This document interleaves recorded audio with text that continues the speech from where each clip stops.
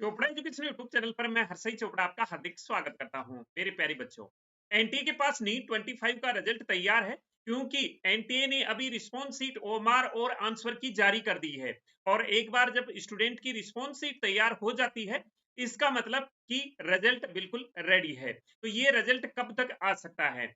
मैं आपको बताऊं कि एनटीए को रिजल्ट से पहले कुछ फॉर्मेलिटीज पूरी करनी होती है। उसमें यह होता है कि सबसे पहले वो स्टूडेंट से चैलेंज स्वीकार करे ओमार का और आंसर की का। तो इसके लिए टाइम दे दिया गया है, यानी कि 5 जून 2025 तक आप चैलेंज कर सकते हैं। इसके बाद जैसे ही एनटीए के पास स्टूडेंट के चैलेंज आ जाते हैं, वो एक कमेटी द्वारा वो सारे के सारे चैलेंज रिव्यू किए जाते हैं। और जो कमेटी का डिसीजन होता है उसमें कुछ चेंज होता है, जैसे ओमार में चेंज होता है या फिर आंसर की में किसी क्वेश्चन का आंसर चेंज होता है, तो फिर फाइनल आंसर की जारी की जाती है और उस फाइनल आंसर की के अकॉर्डिंग रिस्पॉन्स शीट तैयार करके रिजल्ट जारी किया जाता है। तो ये फॉर्मेलिटीज एनटीए की होती है रिजल्ट जारी करने से पहले। तो अभी आंसर की और ओमार चैलेंज की जो डेट है वो 5 जून 25 रखी गई है।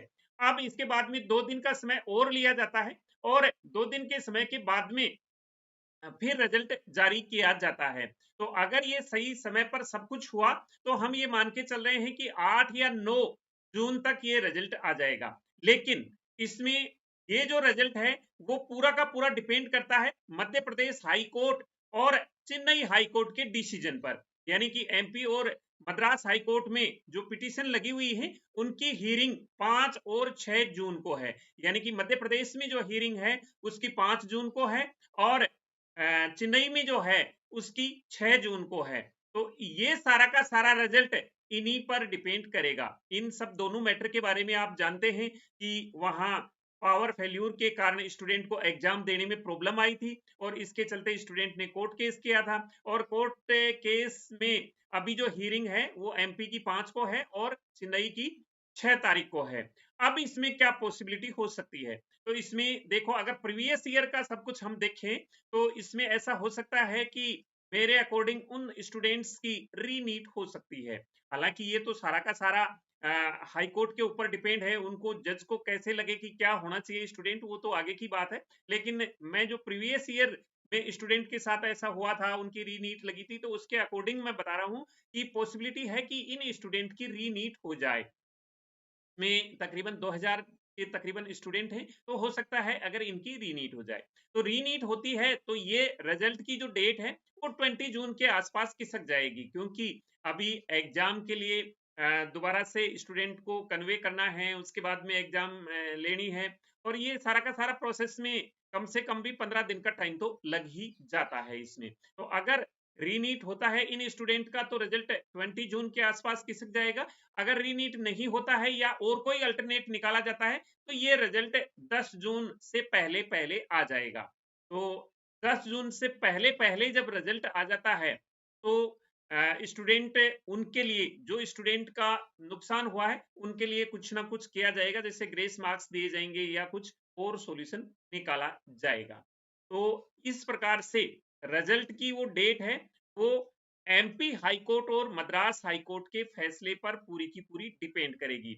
अभी कुछ स्टूडेंट का ये भी कहना होगा कि अगर आंसर की जारी हो जाती है तो रिजल्ट तो अभी आएगा ही आएगा। तो पहले भी ऐसे आंसर की जारी हुई है और कुछ स्टूडेंट की आंसर की जारी होने के बाद भी एग्जाम लगी है, जैसे पिछली बार भी ऐसा हुआ था। तो ऐसा कुछ नहीं है, आंसर की जारी होने के बाद भी रीनीट हो सकता है, क्योंकि ये आंसर की अलग है और उन स्टूडेंट का जो एग्जाम लगेगा या रीनीट होगा वो अलग है। तो ये कुछ भी हो सकता है। एमपी हाई कोर्ट का फैसले के अकॉर्डिंग ही रिजल्ट के बारे में जाना जा सकता है कि ये कब आएगा।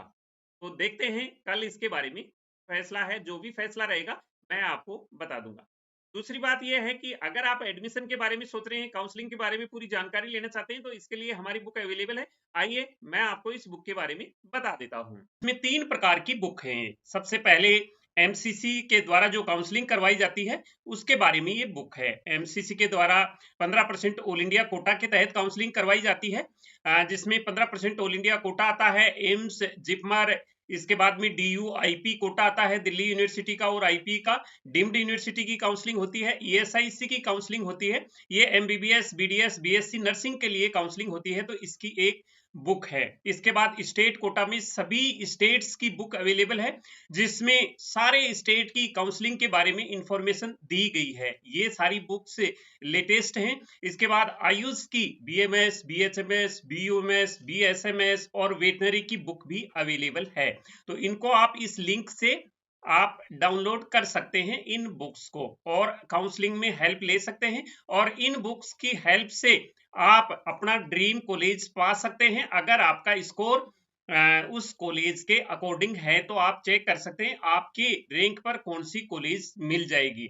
अब इस ऑल इंडिया कोटा की जो एमसीसी की बुक है उसमें फैसिलिटी क्या क्या है वो मैं आपको यहाँ बता देता हूँ। इसमें ऑल इंडिया कोटा की काउंसलिंग के बारे में बताया गया है, ओपन कोटा की काउंसलिंग के बारे में बताया गया है, बीएससी नर्सिंग की काउंसलिंग के बारे में समझाया गया है। इसमें एम्स, जिपमर, एएफएमसी के बारे में भी समझाया गया है, और डीयूआईपी कोटा के बारे में डिटेल में दिया गया है। सेंट्रल यूनिवर्सिटी जो बीएचयू, एएमयू, डीयू हैं इनके बारे में समझाया गया है। ईएसआईसी के बारे में पूरी जानकारी है, डीम्ड के बारे में पूरी जानकारी है, और सेंट्रल पूल कोटा के बारे में भी पूरी जानकारी है। इनमें क्या चीजें अवेलेबल हैं? एक तो चॉइस लिस्ट दी गई है 2025 की काउंसलिंग के लिए, यानी कि आप जो कॉलेज देखना चाह रहे हैं आपको कैसे चॉइस फिल करनी है वो चॉइस फिल यहाँ दी गई है। उसके अकॉर्डिंग आप चॉइस लिस्ट तैयार कर सकते हैं और एक अच्छा कॉलेज ले सकते हैं। स्टेट वाइज बॉन्ड की दिया गया है इसमें details, round wise, category wise, college wise 4 साल की कट ऑफ दी गई है, जिससे आप आइडिया लगा सकते हैं कि आपको कौन से कॉलेज कौन से स्टेट में कितने नंबर पर कितने रैंक पर मिल जाएगा यहाँ पर। इसके बाद में राउंड वाइज काउंसलिंग प्रोसेस के बारे में बताया गया है कि फर्स्ट राउंड में क्या करना है, सेकंड राउंड में क्या करना है, थर्ड राउंड में क्या करना है। कंडीशंस इनकी दिखाई गई है, फीस सभी स्टेट की, बॉन्ड के बारे में, सीट्स के बारे में, और भी बहुत सारी इंफॉर्मेशन है जो एक फ्लो चार्ट के द्वारा समझाए गए हैं इसमें। तो ये इसमें अवेलेबल है इसमें। अब चॉइस लिस्ट किस प्रकार से दी गई है, इसमें प्रायोरिटी नंबर दिया गया है, 1 नंबर पर ये कॉलेज फिल करना है, 2 नंबर पर ये, 3 नंबर पर ये।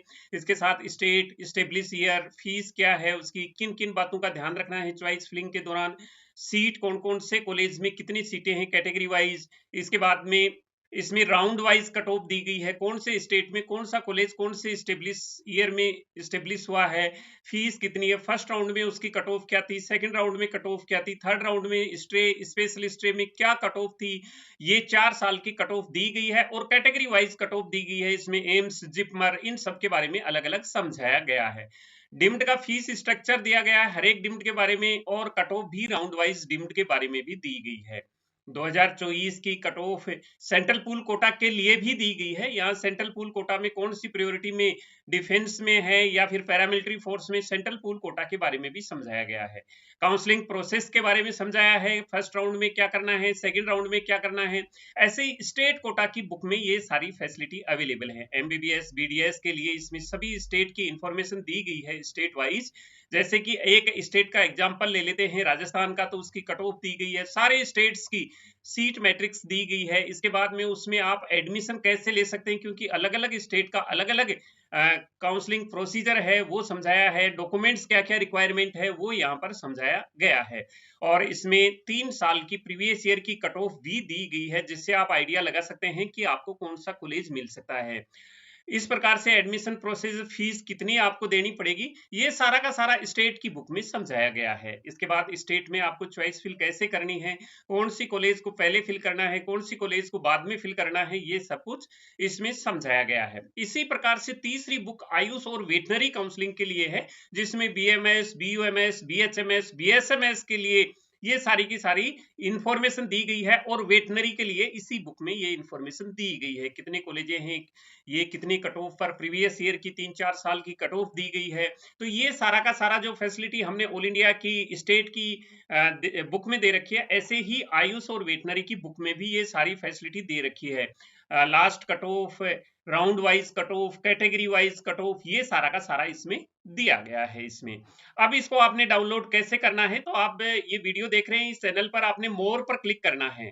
मोर पर जैसे ही क्लिक करेंगे आप डिस्क्रिप्शन बॉक्स में आ जाएंगे। इसमें यहाँ लिंक दिया गया है अलग अलग, जैसे all India quota AIIMS JIPMER जो एमसीसी की बुक है उसके लिए ये AIQ25 ये लिंक दिया गया है, स्टेट कोटा की बुक के लिए ये लिंक दिया गया है, और आयुष और वेटनरी की बुक के लिए ये लिंक यहाँ पर दिए गए हैं। अगर आपको ऑल इंडिया कोटा की बुक यानी एमसीसी की बुक डाउनलोड करनी है तो इस लिंक पर आपने टिक करना है। तो जैसे ही टिक करेंगे आप डाउनलोड पेज पर पहुंच जाएंगे। ऐसे ही अगर स्टेट की बुक को आपने डाउनलोड करना है तो इस लिंक पर क्लिक करना है, आयुष वेटनरी की करना है तो इस लिंक पर क्लिक करना है। तो ये लिंक दिए गए हैं, यहाँ से आप डाउनलोड कर सकते हैं, या फिर आप हमारी इस वेबसाइट chopraeducation.in से भी आप इस बुक को डाउनलोड कर सकते हैं। जैसे ही आप इस वेबसाइट पर विजिट करेंगे या राइट साइड में आप जिस भी बुक को डाउनलोड करना चाहते हैं for book download click here पर क्लिक करके आप डाउनलोड कर सकते हैं। तो ये बुक मैं सोचता हूँ आपके लिए काफी हेल्पफुल रहेगी। तो काउंसलिंग के टाइम में हम आपको टाइम टू टाइम इन्फॉर्म करते रहेंगे। अगर आप हमारे पेड काउंसलिंग लेना चाहते हैं तो हमसे संपर्क कर सकते हैं। आप जैसे ही बुक डाउनलोड करेंगे, आप बुक डाउनलोड करते समय जो मोबाइल नंबर देंगे उस मोबाइल नंबर पर हम आपसे संपर्क कर लेंगे। तो मिलेंगे नई अपडेट के साथ, नए वीडियो में आपसे फिर से मुलाकात होगी। तब तक मैं हर्षाई चोपड़ा आपसे लेता हूं विदा। जय हिंद।